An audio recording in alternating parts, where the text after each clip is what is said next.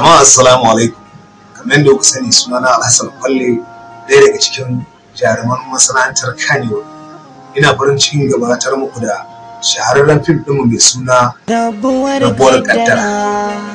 Wannan shiri ne wanda kamfanin Wisdom ya shirya mana shi. Kuma yana nan akan manhajarmu ta YouTube channel ɗinmu mai suna Wisdom Media TV. Wannan shiri mai suna Rabuwar Kaddara za a ci gaba da haska muku shi a kafar talabijin ɗin da take gidajen wato Channel 3 Ganal Turwa wacce take a ƙasar Nijar. Mu haɗu da ku a kowace Laraba da Alhamis misalin igiyar zato ta kan ɗaura mai sanya sa wani kuka. Sannan za a maimaita wannan shiri a dukkanin ranar Lahadi da misalin karfe 9 na safe. Kar ku manta mu haɗu da ku a Channel 3 Ganal Turwa talabijin. Sai mun haɗu. Masu kallonmu da sauraro barkanmu da wannan lokaci da kuma sake kasance da ku a kai tsaye daga wannan tashar ta telebijin Kanal Turwa Nijar. Tashar da kuke iya kama a duk inda kuke a faɗin duniya ta hanyar tauraron ɗan adam da satellite. A wannan karon mun shirya hira ce ta musamman da masu shirya fina-finai na nan Nijar da kuma wato makwabciyar ƙasa tarayyar Najeriya, wanda kuma tattaunawar tamu ta musamman za ta mai da hankali ne akan waton shahararren fim din nan da ake nunawa a wannan tashar mai suna waton Rabuwar Kaddara, wanda muna tare da wanda ya shirya wannan fim din da ma'ana daraktan fim din ko kuma mai bada umarni a cikin wannan fim din. Sannan kuma muna tare da mawaka na nan Nijar da kuma waton tarayyar ta Najeriya, wanda kuma za mu tattauna da su a cikin wannan shirin. Da farko dai za mu soma ne da shi wanda ya shirya wannan fim din na waton Rabuwar Kaddara ta da Malam Ibrahim Wisdom. Haji Ibrahim, barka da wani lokaci. Barka da ya himma. Alhamdulillah, ya kuma aka ji da bakunci. Ga ka a Nijar, ka kawo ziyara ƙasar ta Nijar, kuma a haka din ne ka kasance a wannan tashar ta telebijin Kanal Turwa Nijar, tashar da kuka zaɓa don ƙulla alaƙar hulɗa da ita saboda ta nuna wannan fim ɗin, kukunce wannan shahararren fim ɗin mai dogon zango da watan ka shirya. A gurguje ko kuma ce a farko a gurguje cikin minti 1 zuwa 2, menene ma makasudin ziyarar taka a ƙasar ta Nijar?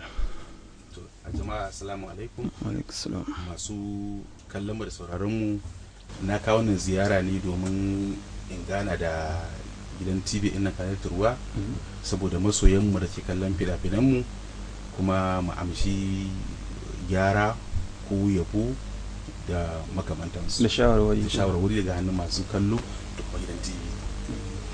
Kai ne ka shirya wannan fim din mai suna wato Rabuwar Kaddara, fim ne mai dogon zango. Shi mene ne jigon shi labarin da ke cikin wannan fim da yanzu haka ma masu kallo suna bibiya wannan fim din sau da ƙawa?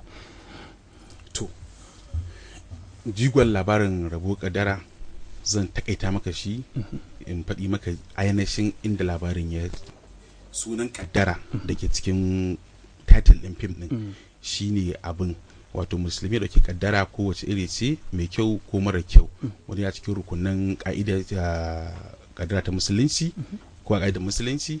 To shine wannan shine makasudin fim ɗin, kamar yadda mai kallo kalle shi ganda kaddara ta faru akan cutar HIV ko sida akan farkon labarin fim ɗin, wanda al'adar fim ɗin Hausa ana kawo HIV fim ya ƙare wato sida, amma shi da kan sidan ma ya fara da kanshi ya fara, kuma aka yi tafi kamar da faɗa maka mafi yawan jaruman fim ɗin characters ɗin masu HIV ne, kuma suna rayuwarsu haka sun haƙure wuransu.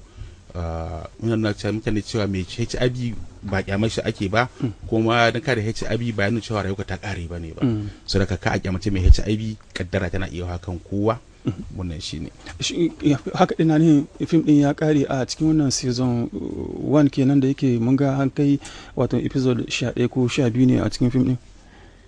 A yi fim yanzu aka fara, don a season 2 ina ga sun na farko ko na biyu episode na 14 kenan, za ga an fara magana akan Nijar ne ma, da ka labarin ka cokan ya koma kar Nijar ta mu'amala ta auratayya, ta mu'amala ta zamantakewa da abota tun talatale har rikici ya shigo na aure da bambanci na al'ada tsakanin Nijar da Najeriya, wanda wannan bambanci yana kawo mutuwa aure da yawa. To bambancin na bijiro da su a bayyane saboda kasancewa ta ina mu'amala da Nijar sama da shekara 20. Na san ɗabi'un Nijar, na san na Najeriya. So season 2 ana ake yin fim. Na gode Wisdom, za mu sake dawa gare ka. Bari mu waiwayi Ibrahim Danko, mawaki, kila wa'yansu wasu san shi ba a fuska amma kuma ana jin waƙoƙinsa. Ibrahim, gashi kana Nijar ɗin ma a nan Yamai. Shin wannan ita ce ziyarar ka ta farko a birnin Yamai? Assalamu alaikum warahmatullahi ta'ala barakatuh. Sunana Ibrahim Danko, mai kiɗa mai waƙa kamar yadda ina ta ambace ni. Saboda ba ni na ba ma kaina ba. Na'am. To wannan gaskiya ba shine karo na farko da zuwa Yamai ba. Na zo su adadi barkatai tun kusan shekara 20 zuwa yanzu ba ina zuwa Yamai. Ka ce Ibrahim Danko mai kiɗa mai waka, taura biyu kenan kake tauna a lokaci ɗaya koya? Ai ni ina ganin tauran ma ba ma biyu bane, ina ganin taura 8 nake tauna. Kai kadai? Din ni kadai. Na'am. Ya kake hada kiɗa, kai kiɗa kuma ka dawo kuma ka yi waka, ya abun bai ma yawa ba? To ka san yanayi ne da ya zo na lokacin zamani yanzu, an zo da abubuwa na ci gaba a rayuwa. Baturi ya sauke mana abubuwa a rayuwa wanda za ka yi shi a ganin lokaci, manufan ka tara mutane da yawa a fitar da abu ɗaya, to mutum ɗaya zai yi aikin duk wannan mutanen komi yawan adadinsu. To su ne wannan kayan na'urorin da muke amfani da su wurin haɗa sauti ɗin, maimakon a ce ga mai kalangu can, ga mai jita a can, ga mai piano a can, ga mai drum a gefe, ko mai wani kacau-kacau a gefe, to a sai aka dunkule maka su a wannan piano din, duk aka saka maka su komai da sarewa da komai da trumpet, duk komai da komai suna ciki. To amma in ka zo hada shi a ciki da na'ura da kwamfuta za ta sarrafa maka shi yadda zai dunkule ya zama tuciya kai kaɗai kuma da kai su. To idan kai su kuma dama an baka dama kuma a ciki shine ake kiran shi digital da ingili. Shi digital za ka iya tsayawa da abu ko kai kuskure zai gyara maka. To shine saukin da aka samu, shi ne bamu damar cewa za mu iya yin kiɗa lokaci daya kuma mu yi waka a lokaci daya. An ka ce industry ta tarayyar Najeriya, musamman a birnin Kano da yake can ne ake ganin tamkar sana'ar ta aka yanke mata cibiya. A ku mawaka wace rawa ce kuke takawa cikin abin da shafi tafiyar masana'antar ta industry? To rawar da muke takawa ta farko shine al'ada a cikin masana'antar Kannywood. Misali zan baka yanzu, kafin waƙoƙinmu su fara tasiri a duniya na Hausa, na fina-finan Hausa da kaɗe-kaɗen mu gaba ɗaya kafin su fara tasiri, so in za ka yi tuna a can baya za ka ga akwai waƙoƙin da ake ji irin kamar su Indiya ko irin su Makosa, irin waƙoƙin Zayyar haka, amma ba ma fahimta. To ko da muna da taro, ƙarancin waƙoƙin da muke da su na Hausa irin namu wanda za mu ji abin da muke yi, to shi yasa ake sauraron wa'ancan ɗin. Amma yanzu yanda ake sauraron wa'ancan ɗin ya kasu, a cikin kashi 100 ya ragu, kusan kashi 90 ya ragu. Duk in zaka ji da irin wa'ancan na'uran da ake amfani da su muke yi mu kuma da namu harshen. To haka mun jawo al'umma sun dawo cikin harshen mu gaba daya, Hausa gaba daya ana bunƙasa Hausa, tana buduwa, tana ƙara yaduwa, wanda bai fahimta ba har wanda ma baya jin Hausa ma yana jin daɗin abin da ake, kamar yadda mu ma da can muke jin daɗin abin da suke ba mu jin abin da suke faɗa. Na gode Danko, bari in dawo bangaren ɗaya malamin, duk da yake shi zai gabatar da kanshi da kan. Assalamu alaikum. Sai ka gabatar da ganga ko? Sunana Laminu MC. To Malam Laminu MC, a kai kuma a cikin harkar sana'a fina-finai wace rawa ce ke taka? Farko dai ɗanɗanin tarihi na, an haife ni a Nijar, na yi makaranta a Nijar, to da na gama makarantar Nijar college kenan, wancan sai ije, sai na yi tafi Najeriya kamar buɗe ido akan wannan harkoki, domin su suka fi karkata gare ni, sai na ga cewa to ai akan su ya kamata in yi karatu. Yanzu muka haɗu da waɗannan bayan Allah iyayen gidana, abinda ban sani ba suka fahimtar da ni abinda na sani kuma na ci gaba da aiwatar da shi. In na je can na yi waka ko ta 'yan nan Nijar ko ta ma dai kawai duk abinda zan yi dai ina tuna ƙasa ta gida Nijar. In na je ne wata ɗaya a can zan dawo nan in yi wata ɗaya. To kamar dai ƙarin fasaha ne, saboda ko yaro gare ka in kaga inda hankalin shi ya karkata ko ilimin shi to bi shi a wajen. In ka ɗauko shi daga wajen ka tura shi inda bai fahimta ba ko hanyar da ba nashi ba, to ba za ka samu me kake so a tattare da shi. Amma kwakwalwa ba a mata dole, an fi son a tura ta inda ta bukata.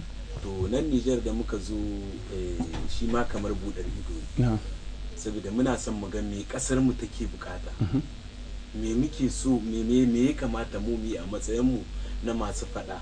Domin kwanan nan abin da ya bani mamaki, akwai wani malami mun je mun gaisa da shi, mun zo kawo mai ziyara, sai muke cewa malam kuna kokari, Allah ya ƙara dafa muku, Allah ya taimaka, ku yi ta kokarin faɗakar da mutane, ko ba a ji yanzu ba zuwa gaba za a ji. Sai buɗu baki ya ce ba sa jin wa'azi, sun fi jin waƙoƙi, sakonninku na waƙoƙi sun fi sauraren shi.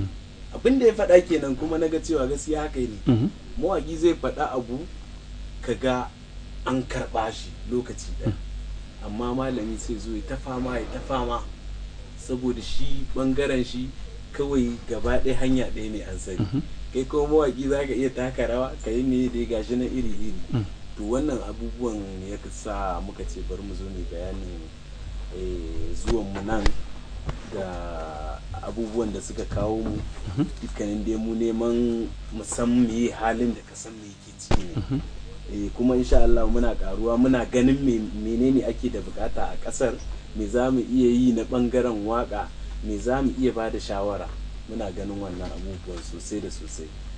To Allah dai ya dafa wa kowa, ya kuma saka wa kowa da alkhairi, kuma gidan tibin nan mai alfarma wadda take ta kunshi abubuwa da dama wanda ba a da na gode Laminu, muna sake dawa. Bari dawa bangaren Malam Wisdom, wannan kamfanin naka da kuka shirya wannan fim din wato ina ce rabuwar kaddara, kun zaɓi a nuna wannan fim din a wannan kafa ta talabijin Canal 3 Niger.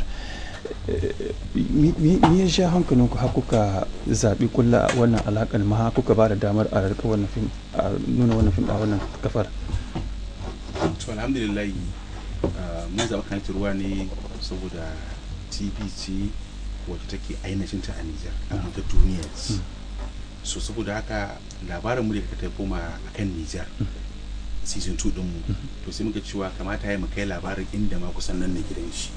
Daga sai muka shiga turwa saboda nan ne gidan shi tunda abin da shafi Niger, sannan kuma da understanding da gidan TV ne mai tsari wanda kuma ma'aikatai su san abin da suke yi, sannan kuma DG din shi mutum ne mai mu'amala. So in muka yi abin mu zai zama to an kama shi da mutunci, sai mu ƙara samun courage na yin wanda ya fi abin da muka yi a baya. Kana cewa labarin season 2 kusan zai karkata ne a Niger, shi haka na nihin shooting din film din wannan a Niger ne aka yi shi ko kuma a can Niger aka yi shooting? There is some parts, akwai wasu bangare na film din kamar kashi 30 a cikin 100 mun yi shi a Niger muka yi shi. So idan muka da season 3 kuma wanda zamu da a gaba, muke tanin kashi 80% na aikin zamu yi shi ne a Niger kuma a cikin garin Yame insha Allah. Film din idan aka diba 'yan wasan da suka taka rawa a ciki, ana iya cewa sabbin fuskoki ne ka yi amfani da shi, ba kamar yadda ake gani ba. Mafi akasari fim irin wannan an fi son a zaɓo tsaffin fuskoki waɗanda aka san su a duniya. Ya aka ka zaɓo waɗannan sabbin fuskokin, kuma ga dukkan alamu duk waɗanda suka taka rawa a cikin fim ɗin kusan ana iya cewa sun yi ƙoƙari, sun ba da kusan akasarin abin da ake so a samu a cikin fim ɗin. Alhamdulillah yanzu series muke yi, ba single film ba.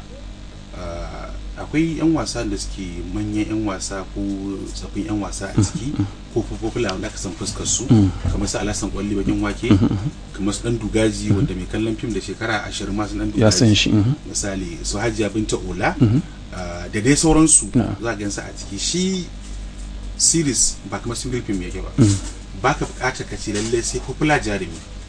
In na nan waje na kalli mutumin da ke sai da ayaba in yana ra'ayin film zan yi modelin din shi, because director wato kai zaka sarrafa shi. Shi jarumi kamar cingom yake, director zai pleasant din shi juya shi yanda yake so. Model din actor ake ya baka abin da kake so. To si series da iya series ma ka sa kula face ko kwara ɗaya ba, ban su kama sunan series din ne, ban su kama sunan wasu, amma akwai series da yawa da ke sun yi suna a duniya babu jarumi kwara ɗaya a cikin watanci. Haguri mun saka ma da fitattun, amma babu kwara ɗaya. Kuma ni ma da sanayya dan rage manyan jaruman ma ina rage su domin wasu fuskokin a san su, domin wasu samu damar shiga cikin fim din saboda abin da ake so. Kamar kake sun yi kokari labari ya samu yadda ake so da mu shine burin bukatun maji haji na idan ko kamar yadda Lamini yayi bayani cewa malamai ma sun yarda da cewa ta hanyar waka wato ana isar da wani sako, amma idan aka yi la'akari waɗansu shekarun baya ana samun rashin fahimta tsakaninku da malamai akan wannan masana'ar taku ta Kannywood, inda waɗansu na suka waɗansu kuma wani bangare ana yabawa. Shin ya kake kallon wannan cece-kucen da ake samu lokaci zuwa lokaci tsakaninku da malamai har ma da ma waɗansu al'umma ta gari? Gaskiya ne. To da farko dai za mu dubiya ne akan malanta karan kankin kanta. Ita malanta abu ne wanda ya shafi al'umma gaba daya, direct sako ne zuwa ga al'umma. Kuma shi malami magaza annaba ake musu take, ka gane? To na saboda haka in har za a musu take da magada annabawa, to kaga kenan malami na da daraja, yana da kima kuma yana da mutunci a wurin mutane.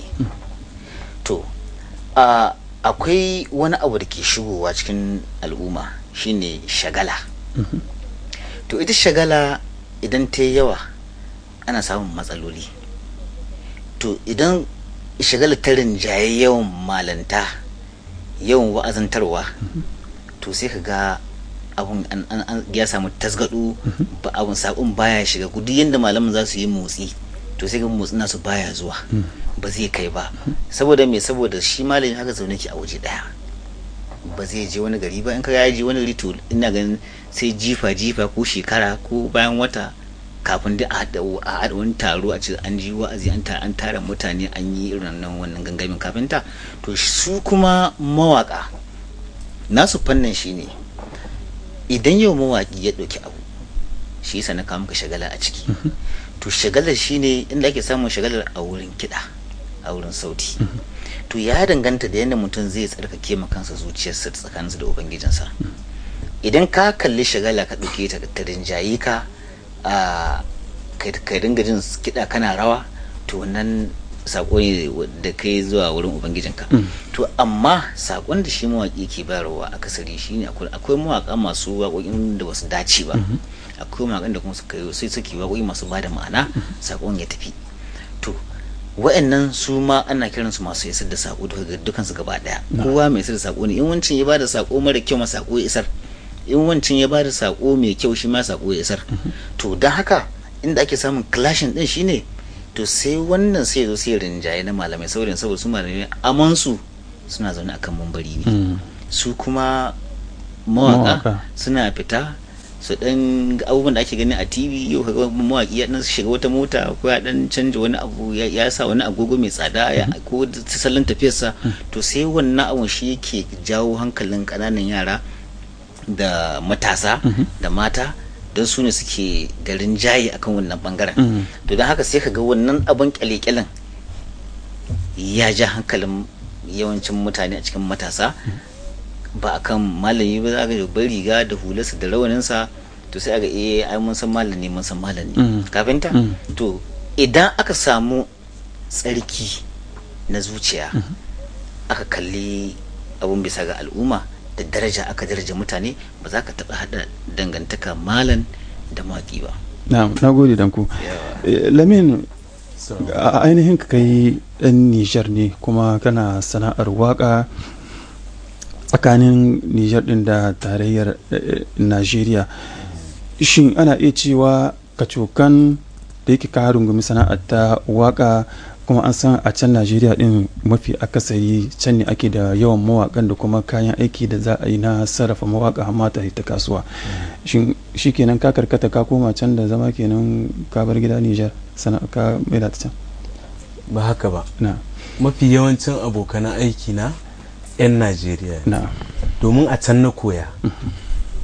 To na biyu kuma nan mahaifata ce, kuma duk inda kake kaji duk jin daɗin da za ka yi ko nawa za ka samu in baka dawo mahaifa ba, burinka kawai ka ganka ka dawo gida ko ɗan lokaci ne ka tuna da wani abu. kuma rayuwarka da ka taso ciki a baya in ka dole ne ko mun jin daɗin da kai sai ka tuno da ita inda mahaifarka take.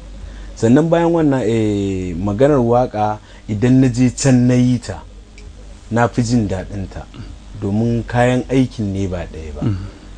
shi yasa muke kwatantawa cewa gwamnati ta dinga dubawa menene mawakanta na ƙasar ta suke so.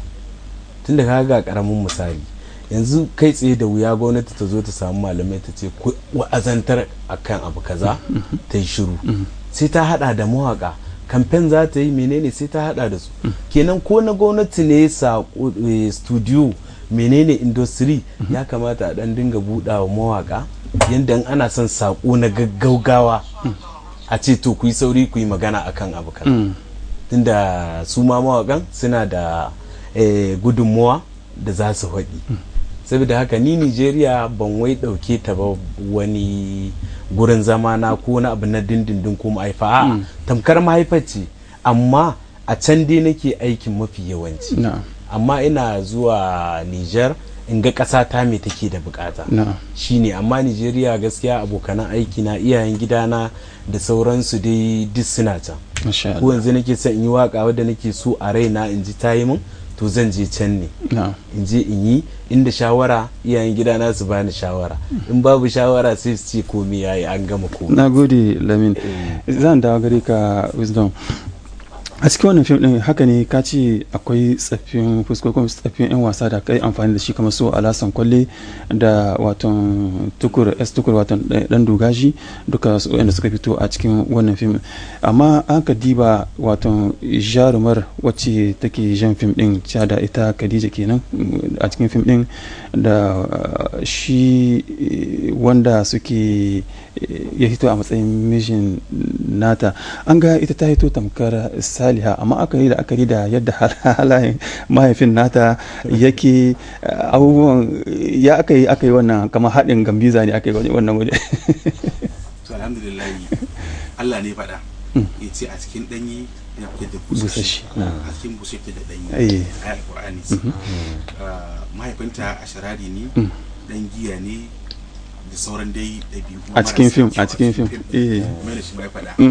to don da sashi a zahiri Alasan Kwalle ba haka yi, amma a fim ɗin haka yi bayyana.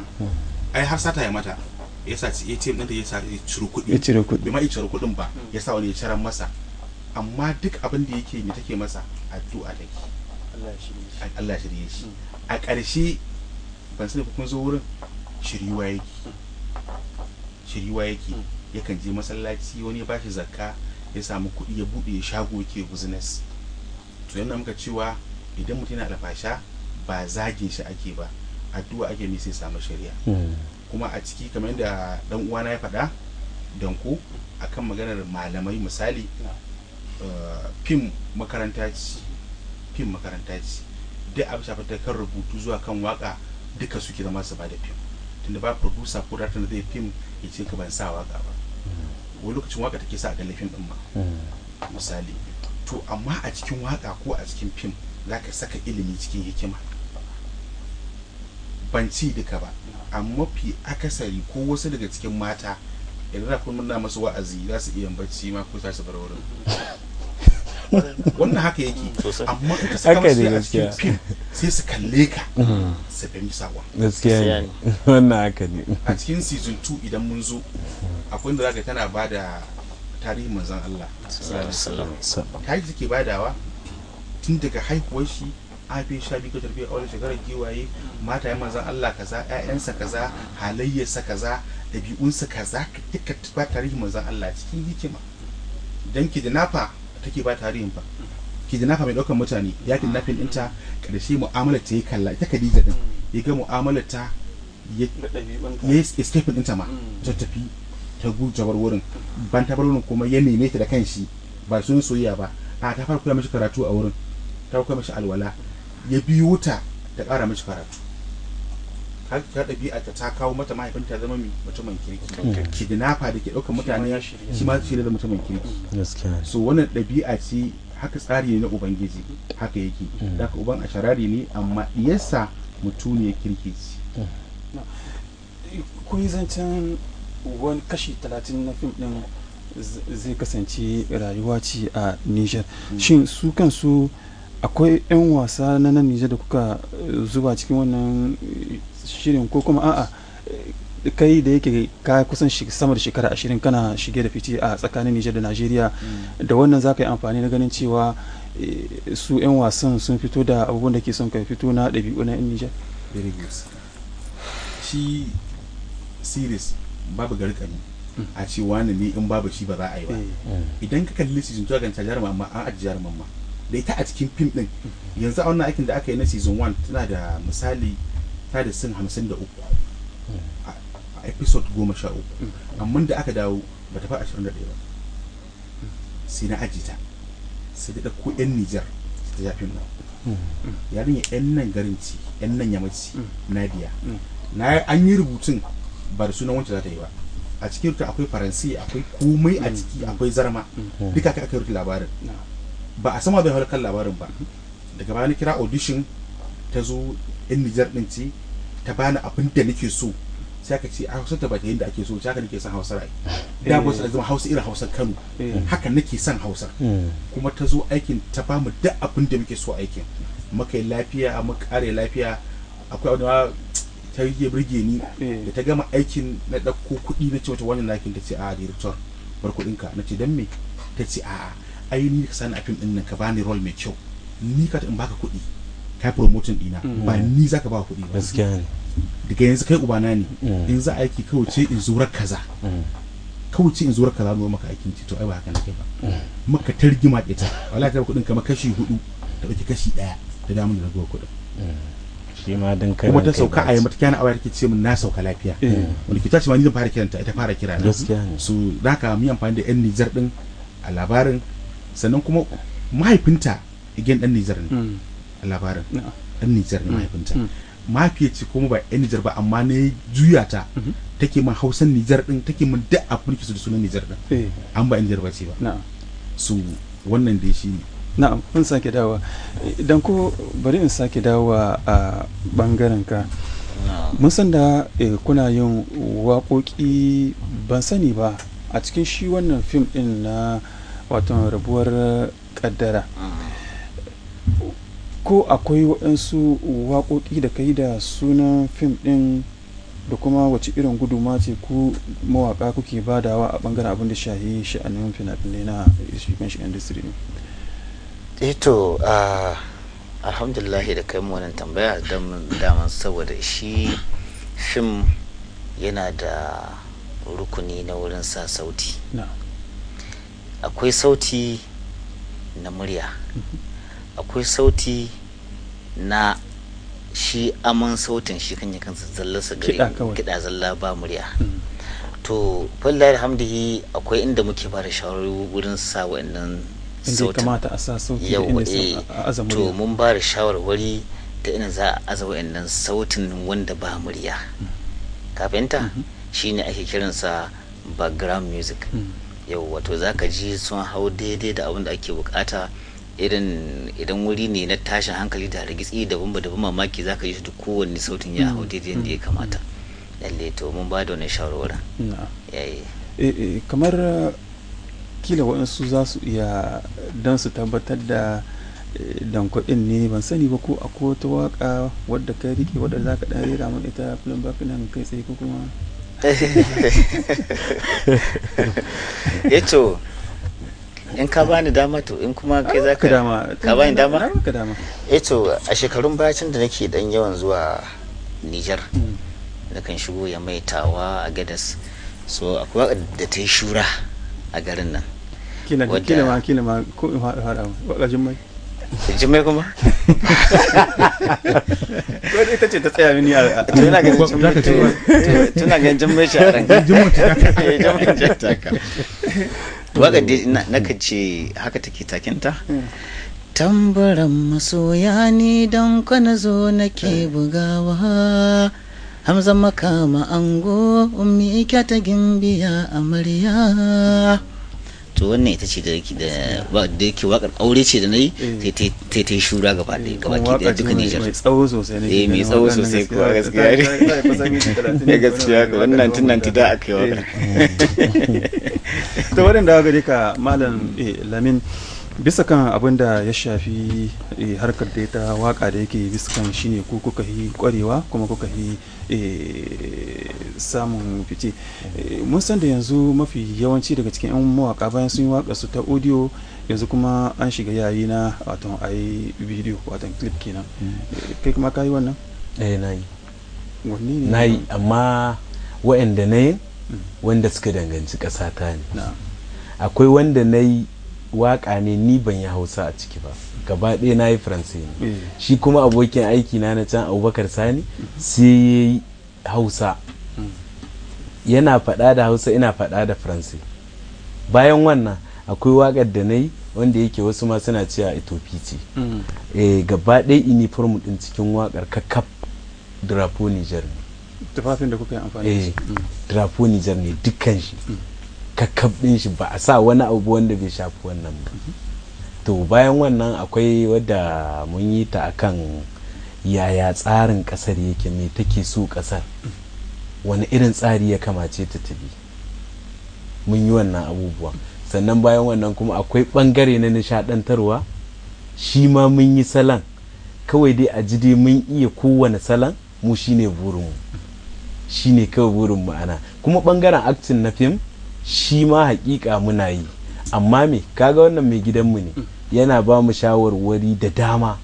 To a wannan maganar series nashi, shi mutum ne wanda yake inda kana tare da shi zaka samu darasi mai karfi mai kwari. To series ɗinsa da yake yi a gaban mu wani bin ake yi, to mu kanmu mun san cewa wani abun bai dace da mu ba, ballantana ma mu sa rai za mu shiga ko wani abu. Amma in gurin mu ya zo mu mun sani shi ya sani, zai ce wane ga gurinka ya zo, mu kuma mun sani. To wannan tsarin nashi muka ɗauka muka cire san rai, in kana so ka yi gaba sai ka cire san rai, kamar yadda muka ga yana yi. Saboda a ran shi kwata-kwata duk yadda kake da shi, in zai aiki da kai zai yi, in aiki ya dace da kai zai yi, in bai dace ba to baya duba mu'amala, kawai cancanta yake dubawa, sai ya ɗauko wanda ya dace ya ɗora akan inda ya kamata. Ba zai yi don kana yaran shi ba ko kana abokin shi zai yi abin da baka dace ba a ce kawai ya ɗauko kai sa don kuna tare, ba haka yake ba. To wannan abubuwan shi muke so a ce mutane su dinga ganewa, suna fahimtar mene rayuwa. Saboda in baka fahimci wannan ba to za a zo a ɗauko ka inda bai kamata ba a ɗora, sai ka ga abin kai kanka baya ka ci ba gaba ba. To kaga kenan ai ba haka aka so ba.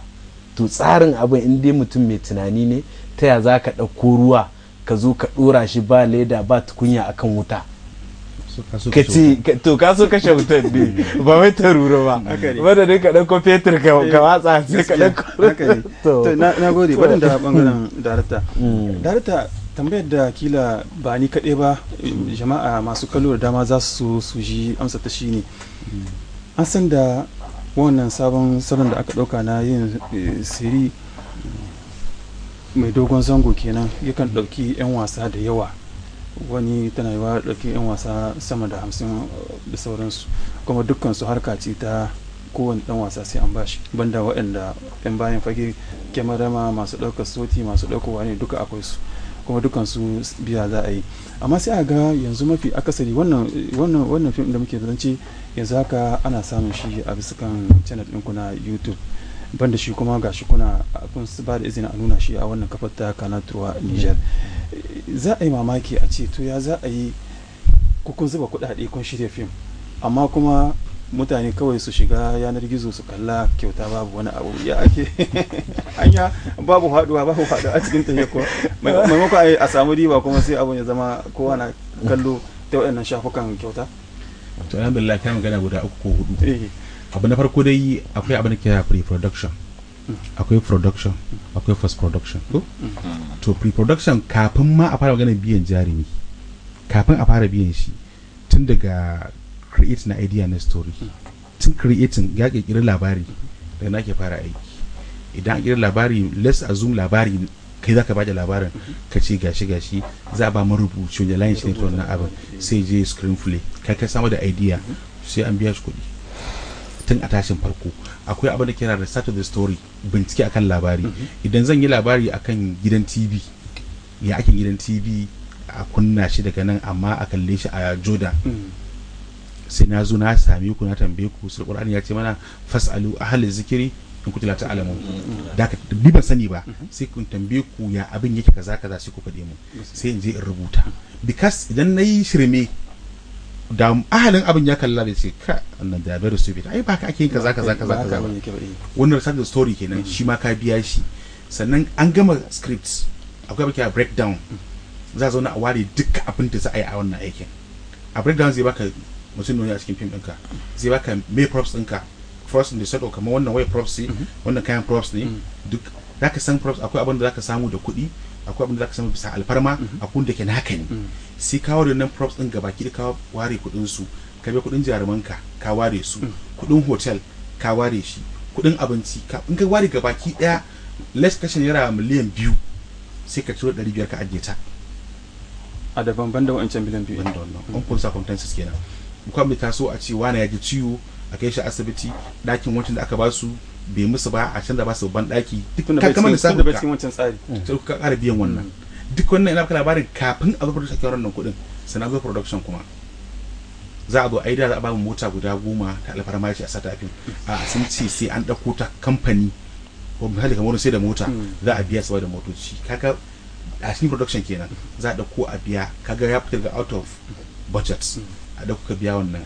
Ka gama aiki duka an gama a rashin ɗinka a hannun aiki, za ka komo kuma maybe by soundtrack ba background sound kamar da ɗan wani ya faɗa, to za ka kira mai background sound ɗin ko abokinka ne za ka biya shi kuɗin studio ya je maka wannan, ya kawo maka fara da magana da mai editing, shi ma kammala ka gama da shi. Sannan akwai komai da ake zuwa a biya su kuɗi hukuma ta kayan wannan abin ka fara tallar shi ma su ma ka je ka biya duk ka gama wannan abin gaba ke ɗaya. Shi fim kamar ginin gida ne, leburan da zai zo tuɓa riga ya aiki ya fi kowa riba.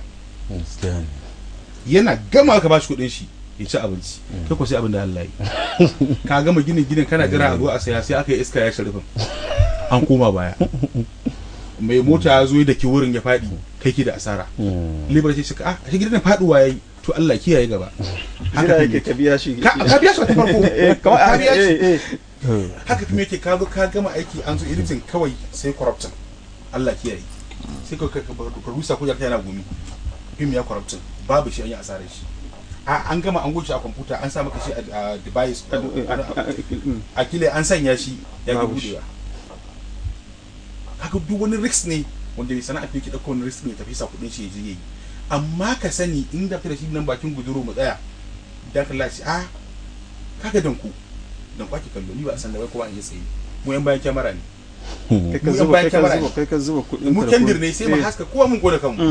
To da zai da kowa dan kallo sai ka kurumta ne kai kuma aka taba danku, ni na kawo shi kuma misali ka gane wani yana da haska shi. To karshen abu so baka misali akan samun kuɗin fim, duk mutumin da bai saba sana'ar fim ba ina ba shawara kafin ya nemi ilimin ta sannan yayi. Kuma ni a yanzu ba da kuɗi ba da ce kuɗi zaka min fim ba ba musa ba, saboda hadari nake ci. Ni sana'a ta ce nan ta shekara 20 na sabi ta san wahalar ta. Idan mutum ba kuɗi ka mishi fim karshe ko sai gudu baran kai da shi in har bi san sana'a ba. Shi fim wani abin da ake morar shi har bayan rai.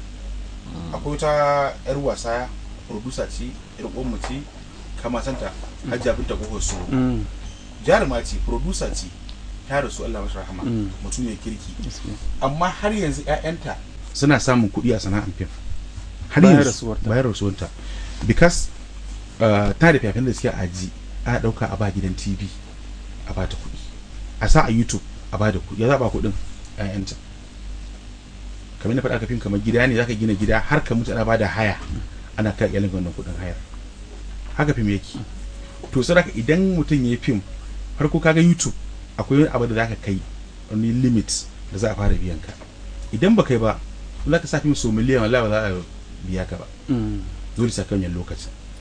to amma kamar yadda faɗa maka fim abu ne mai dogon buri, ina kana zaune ga cewa an sai fim ɗinka naira miliyan 3 kana zaune da ku kana yanga ka kai ka ba zato ba tsammani kawai ba zato ba tsammani. to fim ya ji wannan abin saboda da muke kasuwanci a CD yanzu lokaci ya ce shi an kai CD ka ma kila ta kasuwa kila wani masu yan bayan fage sun abin nan sun yi riga malam masallaci. akwai plan A akwai plan B akwai plan C. kasuwancin fim da muke nan ba da a bamu kuɗi shine plan C a tsarin fim da yake. a tsarin fim plan A din shi na ɗayan shi kenan shine show na cinematography. a sinima za ka kwashe kuɗin ka ci riba. a duniya da an ka samu kuɗi a sinima ka ɗauko fim ɗin maka ci yaranka a tana baka wannan kyauta. shi cin yi buk quality sai da shi a kasuwa. zamani sai ci wannan sinima din gidan kowa akwai sinima. yan sinima ko ina ne. aka dawo CD misali yanzu kamar Muhammadu Roja shi ya haɗa da Alhaji Umaru Wadata tsawon lokaci nake ba shi fina-finai katan jewa za a turo mishi ya siyar ya ƙare ya siyar ya ƙare a ƙara kawa ya ƙare.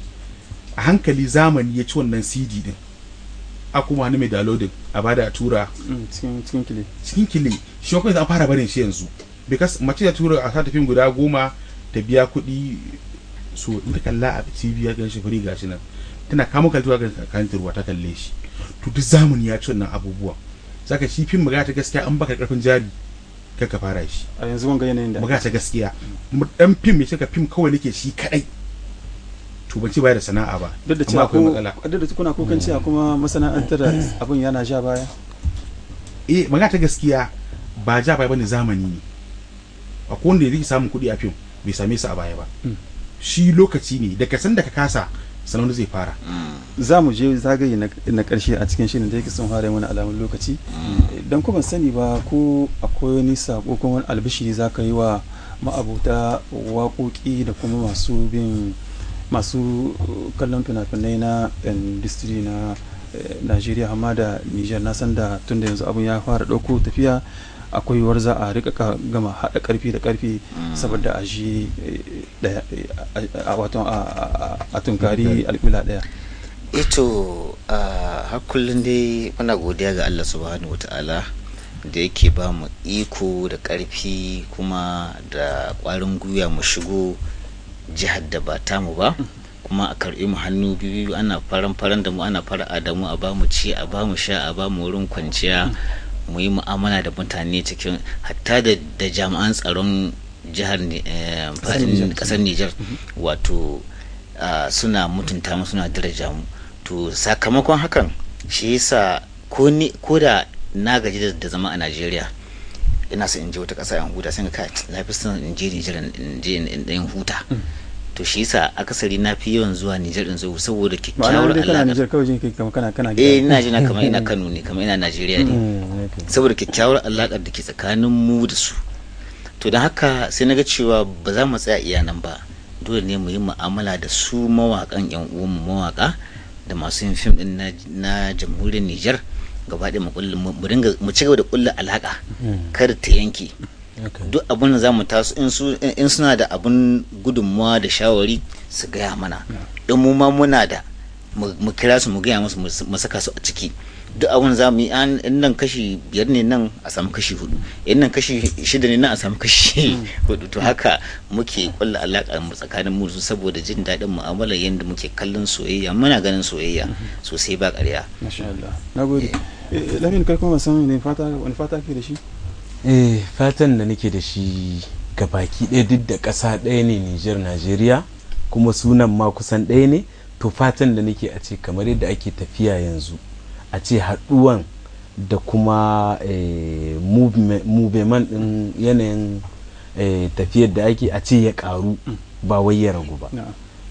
ina jin daɗi sau tari in za a yi abu sai in ga an zo an haɗu Nigeria an yi abin nan an gama, taro ne menene sinema ne an yi an gama lafiya cikin farin ciki. Alhali idan ɗaya baya nan daga ciki abin ba zai bada abin da ake so. Niger ta yi taro ita kaɗai ba ɗan Nigeria sai kaga abin ya ɗan rage. Idan Nigeria ta yi taro ba ɗan Niger ko a can za ka ga abin ya ɗan rage. Kuma ma ba zai ma yiwu ba a ce an zo an yi taro a nan ba ɗan Nigeria a nan, ba zai yiwu ba. Haka a can a ce za a yi taro ba ɗan Niger a ciki, ban taɓa gani ba. Duk girman taro duk shugabanci akwai wanda ya danganci Niger, har a majalisa a can in ka bibiya akwai.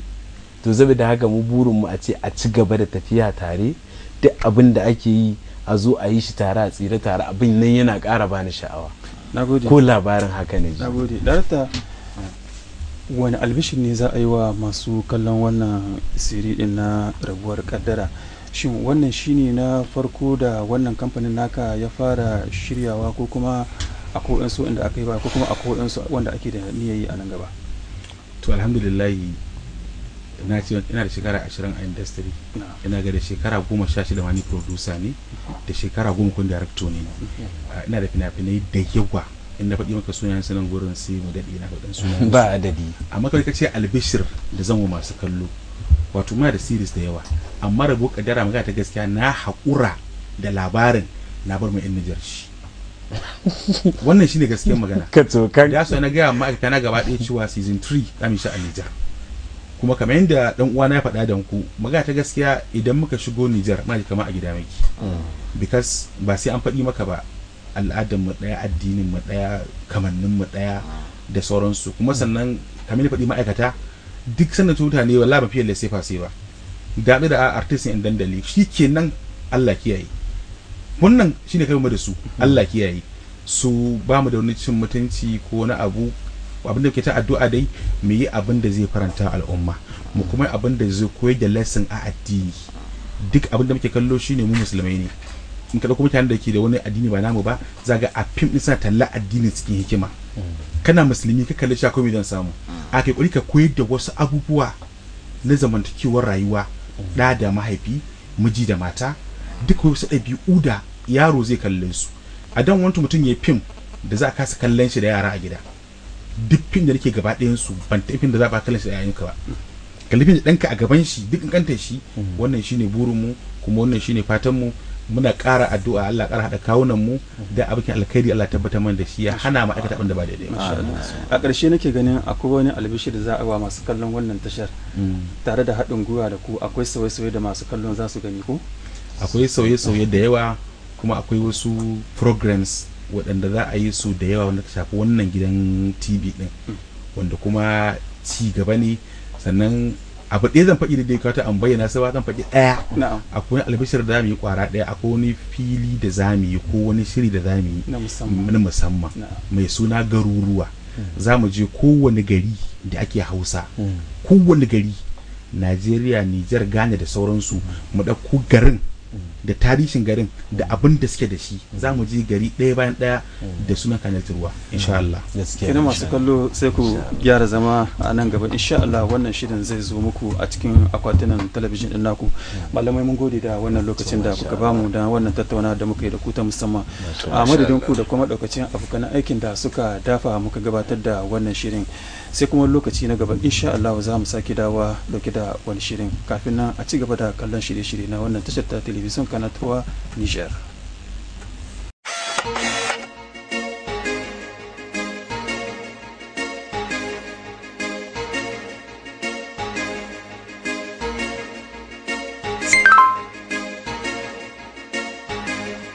Jama'a assalamu alaikum. Kamar da kuka sani sunana Alhassan Kwalle, ɗaya daga cikin jaruman masana'antar Kanewa. Ina farin cikin gabatar muku da shahararren fim ɗinmu mai suna Rabuwar Kaddara. Wannan shiri ne wanda kamfanin Wisdom ya shirya mana shi, kuma yana nan akan manhajanmu ta YouTube channel ɗinmu mai suna Wisdom Media TV. Wannan shiri mai suna Rabuwar Kaddara za a ci gaba da haska muku shi a kafar talabijin ɗin da take gidajen wato channel 3 Ganal Turwa, wacce take a ƙasar Nijar. Mu haɗu da ku a kowace Laraba da Alhamis misalin igiyar zato ta kan ɗaura mai sanya sa wani kuka. Sannan za a maimaita wannan shiri a dukkanin ranar Lahadi da misalin karfe 9 na safe. Kar ku manta, mu haɗu da ku a Channel 3 Ganal Turwa Talabijin. Sai mun haɗu.